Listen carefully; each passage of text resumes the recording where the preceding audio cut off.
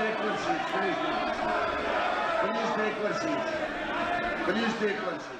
इनके इरादे ठीक नहीं हैं। ये फिर से वैसा माहौल जम्मू कश्मीर में बनाना चाहते हैं। धारा 370 अब इतिहास का हिस्सा है जो दोबारा वापस नहीं आएगा।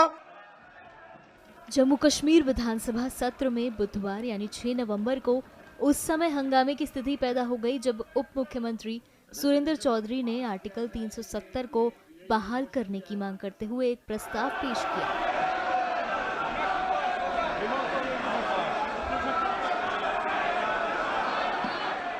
इसे बीजेपी के नेताओं के कड़े विरोध के बावजूद बहुमत से पारित कर दिया गया। इस दौरान सदन में भारी हंगामा देखने को मिला और भाजपा नेताओं ने जय श्री राम के नारे लगाए।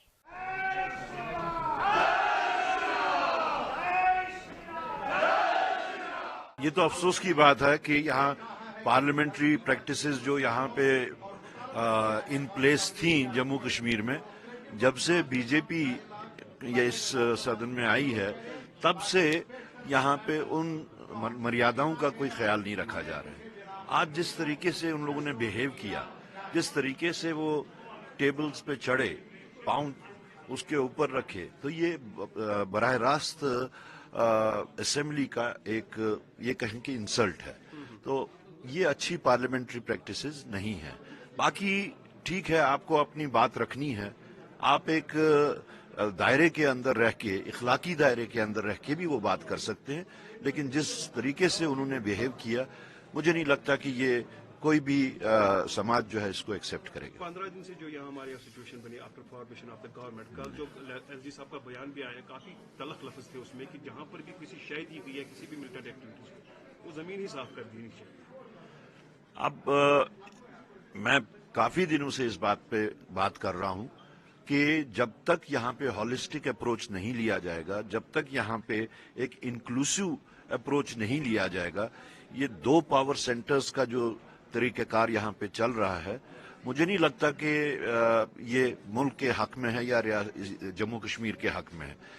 आप चाहे वो सिक्योरिटी की रिव्यू मीटिंग्स को लीजिए, चाहे सेक्रेटेरिएट में जो मुलाजमीन हैं उनको हैंडल करने की बात ले लीजिए, तो इलेक्टेड गवर्नमेंट है। मेरे ख्याल में एलजी साहब को, ऑफ कोर्स वो एक कॉन्स्टिट्यूशनल हेड हैं, हमें उसमें कोई एतराज नहीं है, उसका हमें पूरा उसका सम्मान है, लेकिन अब एक इलेक्टेड गवर्नमेंट है तो इलेक्टेड गवर्नमेंट को जो उनके इख्तियारात हैं, जो उनके हकूक हैं, उसका इस्तेमाल उनको करने देना चाहिए। और जिस तरीके से इस वक्त वो आई थिंक अभी उन्होंने शायद इस चीज को मेरे ख्याल में एक्सेप्ट नहीं किया है कि यहाँ पे इलेक्टेड गवर्नमेंट है। जितना जल्द वो इस चीज को और खासतौर से सरकार को काम करने देंगे उतना अच्छा रहेगा। शायद इसीलिए जय श्री राम के नारे पहली बार यहाँ पे लग गए। रिलीजियस नारों को असेंबली में करना किस हद तक सही है?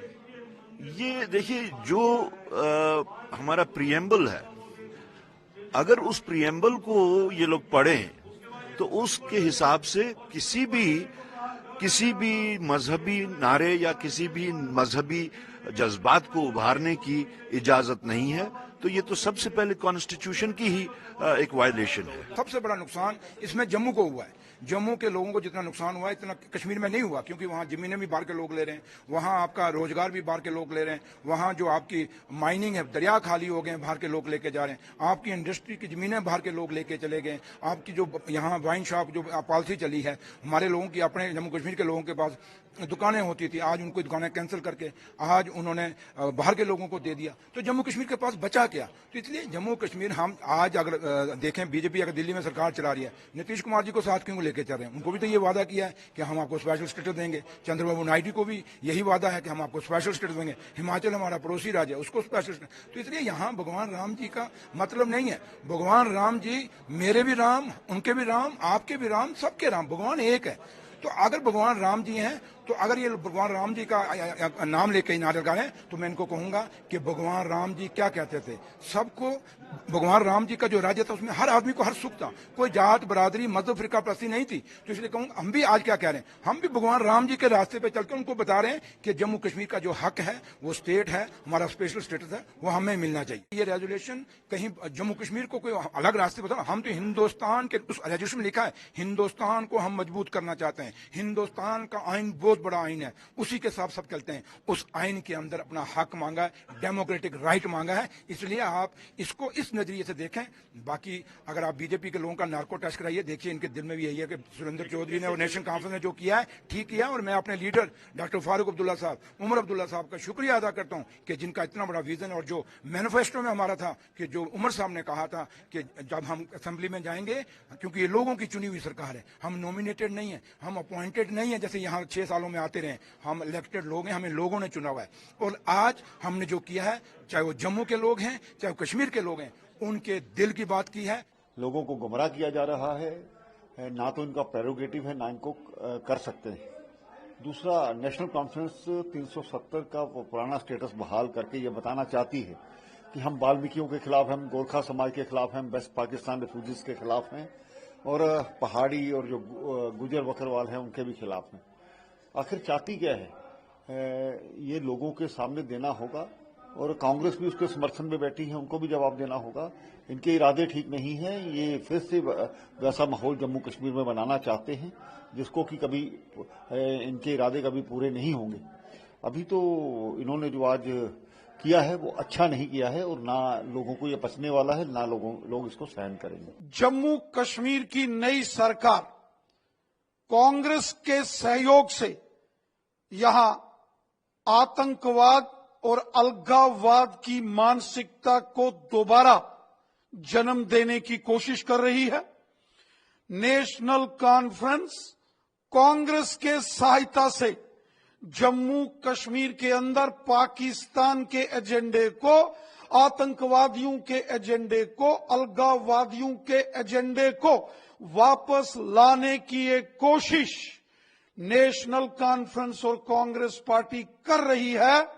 जिस धारा 370 ने जम्मू कश्मीर को बर्बाद किया, जिस धारा 370 ने जम्मू कश्मीर में मानवाधिकारों का हनन किया, जिस धारा 370 ने जम्मू कश्मीर के अंदर 2-2 झंडे लगाए, अलग से झंडा, उस धारा 370 की पैरोकारी करके नेशनल कॉन्फ्रेंस और कांग्रेस ने देश के साथ और संविधान के साथ बहुत बड़ी गद्दारी की है।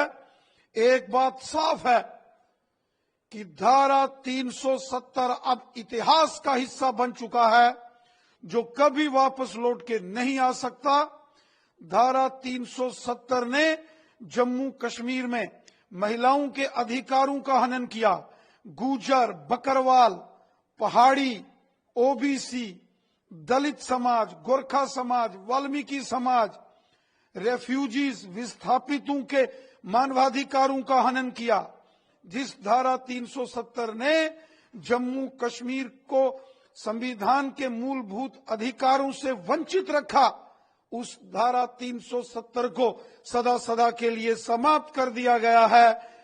राष्ट्रद्रोही एजेंडा जो कांग्रेस और नेशनल